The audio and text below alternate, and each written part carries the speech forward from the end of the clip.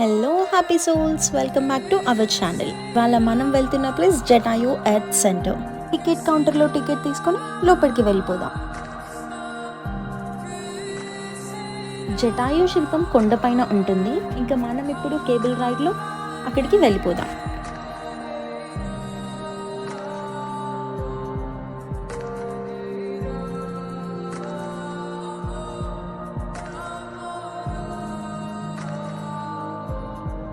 రామాయణంలో సీత అపహరణ సమయంలో సీతమ్మను రక్షించడానికి అవనాసురుడితో పోరాటం చేసినప్పుడు జటాయు రెక్కలు ఇక్కడ విరిగిపడ్డాయని అంటారు.